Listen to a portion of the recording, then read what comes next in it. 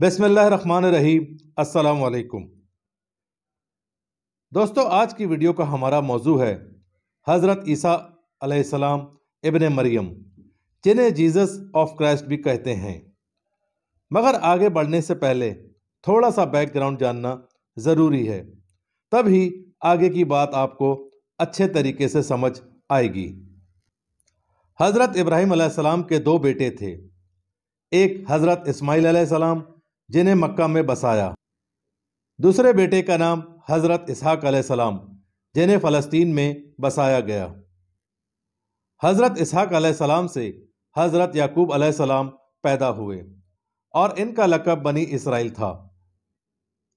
ان کے 12 بیٹے تھے اور انہی میں سے 12 قبیلے تھے، اسی وجہ سے ان کے خاندان کو بنی اسرائیل کے نام سے پہچانا جاتا ہے۔ بات کرتے ہیں حضرت عیسیٰ علیہ السلام کی۔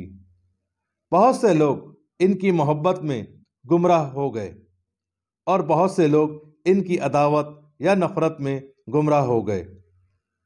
جب حضرت موسیٰ علیہ السلام کو بھیجا گیا تو ان کے ساتھ حضرت ہارون علیہ السلام کو بھی بھیجا گیا، جو ان کے بھائی تھے۔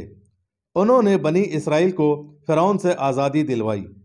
اس طرح حضرت عیسیٰ علیہ السلام سے 6 مہینے پہلے حضرت یحییٰ علیہ السلام کو پیدا کیا گیا، تاکہ حضرت عیسیٰ علیہ السلام کے لیے راہ ہموار ہو سکے اور بنی اسرائیل کی امت کا آغاز ہوا۔ بنی اسرائیل حضرت موسیٰ علیہ السلام سے لے کر حضرت عیسیٰ علیہ السلام تک، جس میں 1400 سال کا فرق ہے، ان کے درمیان نبی آتے رہے، جیسا کہ حضرت سلیمان علیہ السلام، حضرت زکریا علیہ السلام وغیرہ۔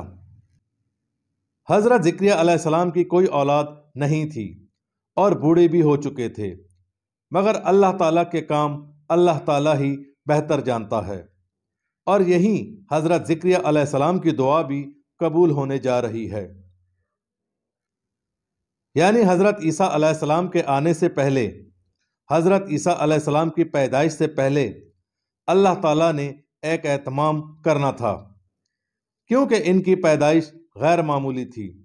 ان کے والد نہیں تھے تاکہ ایک ہلچل مچ سکے، چونکہ جو بھی بچے پیدا ہوتے ہیں ان کے ماں باپ ہوتے ہیں، مگر یہاں معاملہ بالکل اس کے برعکس تھا۔ اور یہ سب یاد رکھیں، یہ عام بچہ نہیں ہے، تاکہ لوگ اس طرف متوجہ ہوں۔ سورہ آل عمران اور سورہ مریم میں اس واقعے کی تفصیل موجود ہے۔ حضرت موسیٰ علیہ السلام کے باپ کا نام عمران تھا اور حضرت عیسیٰ علیہ السلام کے نانا کا نام بھی عمران تھا، اور یہی عمران کی بیوی نے کہا، میں نذر مانتی ہوں، میرے پیٹ میں جو بچہ ہے میں اسے آزاد کر دوں گی، یعنی اپنی گھریلو ذمہ داری سے آزاد کر دوں گی، تیرے لیے وقف کر دوں گی۔ اللہ تعالیٰ نے دعا قبول کی، مگر بچی پیدا ہوئی اور اس کا نام مریم رکھا، اور کہا، اسے تیری پناہ میں دیتی ہوں۔ دعا قبول ہوئی۔ قرآن مجید فرقان حمید میں واحد مریم کا نام آیا ہے۔ جب بڑی ہوئیں تو انہیں نظر جو مانی تھی اسی حساب سے ہیکل سلیمانی کے حوالے کر دیا گیا، مگر وہاں ان کی کفالت کا مسئلہ پیش آ گیا۔ سارے پادریوں میں اختلافات پیدا ہو گئے کہ میں اس بچی کی کفالت کروں گا، کیونکہ حضرت مریم علیہ السلام بہت خوبصورت تھیں۔ اختلافات ختم کرنے کے لیے قرعہ اندازی ہوئی کہ جو ہیکل سلیمانی میں بیٹھ کر تورات لکھتے ہیں وہ اپنے قلم پانی میں پھینکیں گے۔ اگر قلم پانی کے اپوزٹ چلا تو حضرت مریم علیہ السلام کی ذمہ داری اسی کی ہے۔ سب نے قلم پھینکا، مگر حضرت زکریا علیہ السلام کا قلم اپوزٹ چلا، لہٰذا حضرت مریم علیہ السلام کی کفالت کی ذمہ داری ان پر آ گئی، جو کہ حضرت مریم علیہ السلام کے خالو بھی لگتے تھے۔ پھر حضرت زکریا علیہ السلام نے ہیکل سلیمانی کے شرقی کونے میں ان کو جگہ دی تاکہ اذکار کر سکیں، اور وہیں پردے کا انتظام بھی کیا گیا۔ حضرت زکریہ علیہ السلام خیریت پوچھنے آتے رہتے۔ جب آتے تو کیا دیکھتے ہیں؟ بغیر موسم کے پھل بھی موجود ہیں۔ پوچھنے پر بتایا کہ اللہ تعالیٰ کی طرف سے فرشتے لاتے ہیں، اور یہیں حضرت زکریہ علیہ السلام نے دعا کی، مجھے بھی اولاد عطا کی جائے، یعنی جب بنا موسم کے پھل آ سکتا ہے تو اس عمر میں اولاد بھی ہو سکتی ہے۔ آپ علیہ السلام تہجد کی نماز پڑھ رہے تھے، بشارت ہوئی کہ لڑکا ہوگا اور اس کا نام یحییٰ ہوگا، اور اللہ تعالیٰ کے کلمے کی تصدیق کریں گے، یعنی حضرت عیسیٰ علیہ السلام جب پیدا ہوں گے وہ جو کہیں گے اس کی تصدیق کریں گے کہ یہ سچ ہے۔ حضرت عیسیٰ علیہ السلام سردار ہوں گے، نبی ہوں گے، اور اس کی نشانی یہ ہے کہ تم 3 دن تک کسی سے بات نہیں کر پاؤ گے۔ جب یہ معاملہ شروع ہو تو زیادہ سے زیادہ اذکار کریں، اس لیے عیسائی انہیں جان دی بیپٹسٹ کہتے ہیں، کیونکہ بنی اسرائیل بہت کرپٹ تھے۔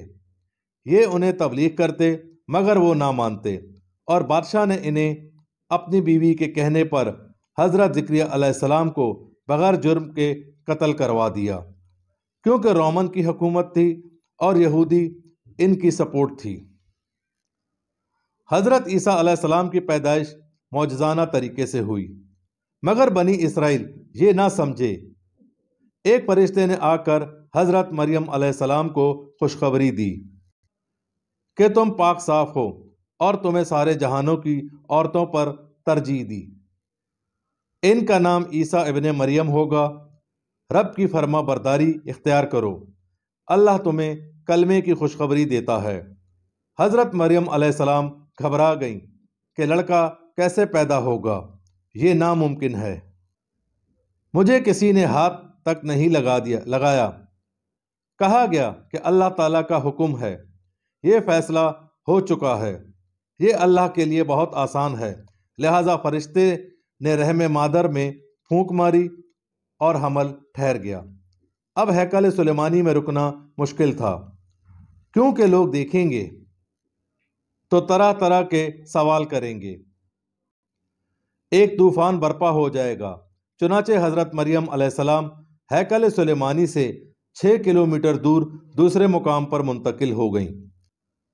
ایک کھجور کے درخت کے نیچے حضرت عیسیٰ علیہ السلام کی پیدائش ہوئی۔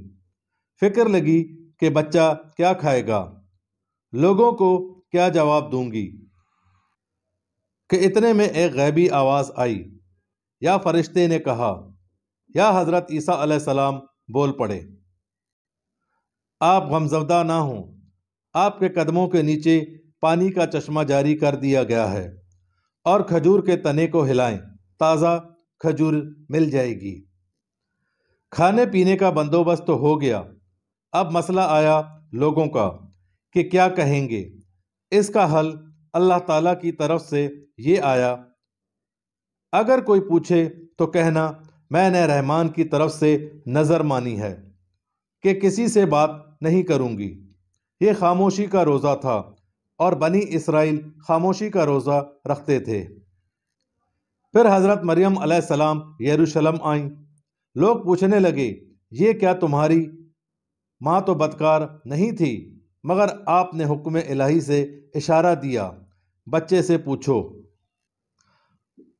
گاؤں والے غصے میں، بچہ کیا جواب دے گا؟ جب پوچھا گیا تو حضرت عیسیٰ علیہ السلام نے کہا، قال انی عبداللہ، میں اللہ کا بندہ ہوں، اس نے ہم سے وعدہ کیا ہے کتاب دینے کا، نبی بنانے کا، اور اس نے وصیت کی ہے کہ میں جب تک زندہ ہوں نماز قائم کروں اور زکوٰۃ دوں اور والدہ کے ساتھ نیک سلوک کروں۔ وہاں کھڑے عیسائیوں اور یہودیوں کی زبان بند ہو گئی اس معجزانہ پیدائش کا سن کر، اور اس کا مطلب یہ نہیں کہ یہ خدا کے بیٹے ہیں، کیونکہ اس سے پہلے ایک معجزہ حضرت زکریا علیہ السلام کو بڑھاپے میں بچہ ہوا۔ اس طرح حضرت حوا علیہ السلام اور حضرت آدم علیہ السلام کے ماں باپ نہیں تھے، کیونکہ حضرت عیسیٰ علیہ السلام عبداللہ تھے، روح اللہ تھے، رسول اللہ تھے، کلمت اللہ تھے۔ مگر سن آف گاڈ نہیں تھے۔ اس طرح مختلف جگہوں پر آپ کی پرورش ہوتی رہی۔ مصر گئے جہاں رومن کی حکومت کا ڈر تھا۔ اس طرح 3 سال کی عمر میں رسالت اور نبوت عطا کی گئی۔ 3 سال تک دعوت دیتے رہے مگر یہودیوں کی طرف سے مخالفت بڑھنے لگی۔ آپ بنی اسرائیل کے آخری نبی تھے اور بنی اسرائیل بہت کرپٹ ہو چکے تھے، کسی کی نہیں مانتے تھے، خاص طور پر علماء یہودی وارث دین۔ اس لیے عذاب سے پہلے 2 رسول آئے، ایک حضرت یحییٰ علیہ السلام، دوسرے حضرت عیسیٰ علیہ السلام۔ حضرت عیسیٰ علیہ السلام نے فرمایا، بے شک میں اللہ کا رسول ہوں، مجھے پیغمبر بنا کر بھیجا گیا ہے، میں تصدیق کرنے آیا ہوں، میں بنا دین کے نہیں آیا، وہی دین لایا ہوں جو حضرت موسیٰ علیہ السلام، حضرت یوسف علیہ السلام، حضرت ابراہیم علیہ السلام لے کر آئے تھے۔ میں اس کی تجدید کے لیے آیا ہوں اور آنے والے رسول کی شہادت لے کر آیا ہوں۔ ان کا نام احمد ہوگا۔ میں نیا دین تو نہیں لایا جو تم مخالفت کر رہے ہو۔ پھر اپنی رسالت کے طور پر کئی معجزے پیش کیے کہ اگر کوئی اندھا ہے تو صحیح کر دوں گا، اگر کوئی کوڑ کی بیماری ہے تو میں صحیح کر دیتا ہوں، مٹی سے پرندہ بنا کر اڑا سکتا ہوں، مردوں کو زندہ کر سکتا ہوں، اور ایک مردے کو زندہ بھی کیا جس نے ان کی رسالت کی گواہی دی، اور یہ بھی کہا میں یہ بھی بتا سکتا ہوں کہ تم کیا کھا کر آئے ہو اور گھر پر کیا چھوڑ کر آئے ہو، مگر پھر بھی نہ مانے اور کہنے لگے یہ سب جادو ہے۔ حضرت عیسیٰ علیہ السلام کی وعظ و نصیحت میں شائستگی تھی، معجزے بھی دکھائے مگر کوئی فرق نہیں پڑا۔